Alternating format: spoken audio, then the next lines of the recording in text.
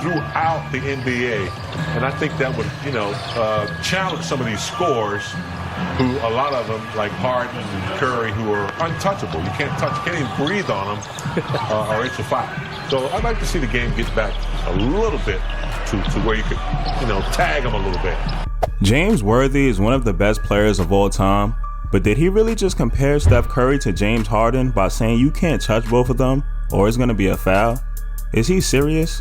I understand why he said that about James Harden, because he do be getting to the line a lot, even though I think he really does get fouled most of the time. But Steph Curry never really gets to the foul line like that. Out of every superstar, I don't think he gets enough calls. Part of it has to do with he shoots a lot of jumpers, but he gets fouled on those a lot and still never really gets any calls. James Harden has shot over 9 free throws per game 8 times in his career. Pretty much every season he's been on the Rockets. On him to get into the paint. He puts that ball out there. Conley gets him on the arm. There he is, right there on the arm. You can't deny it. James has 21 made free throws, and the Grizzlies as a team have 16 made free throws. Once again, that's James has 21 made free throws, and the Grizzlies have 16 as a team. So this season, he's shooting the most free throws per game of his career, which is 11.8. His average of free throws attempts per game on the Rockets is 10.4. Steph Curry has never shot more than 5.9 free throws per game for a season. He did this during the 2017-18 season, and he shot 92%. For his career, Steph is only shooting 4 free throws per game.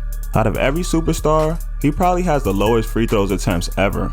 People need to look at that more because this matters when you're evaluating scoring. Steph can put up a lot of points per game without that many free throws. The year he won unanimous MVP, he only shot 5.1 free throws per game and averaged 30 points. If he shot 11.8 free throws per game like Harden and maintained his same efficiency, he would have averaged 36 points per game. And if he would have took the same amount of shots per game that James Harden did, the year he averaged 36, Steph would have averaged 40 points per game.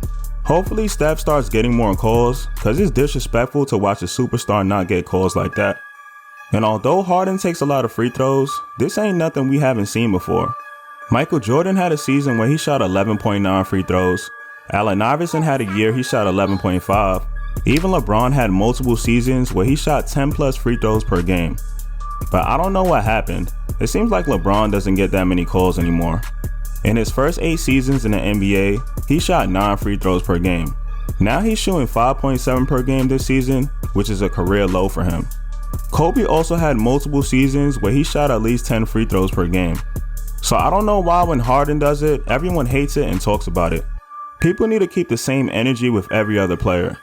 But I can understand why to an extent though, because he do be flopping a lot.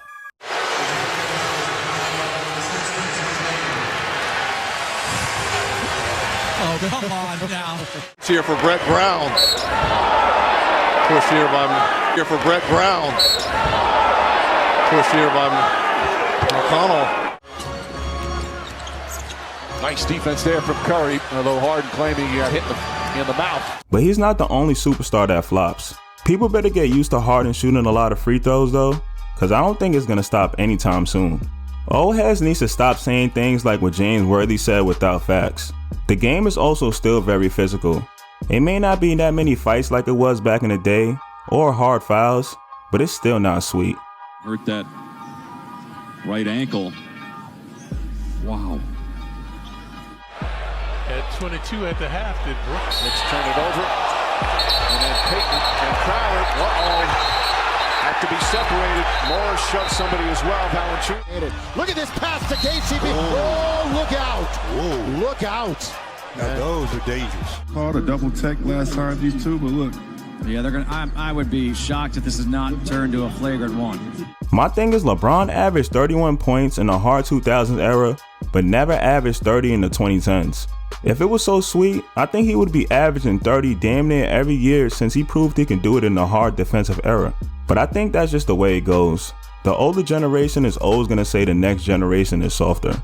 I'm even seeing it now with current players.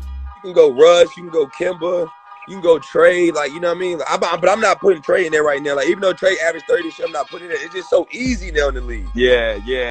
When somebody can shoot that far and you can't touch him now in this league, you got no chance with Trey. You got no chance. You just got to hope you have a bad shooter night, bro.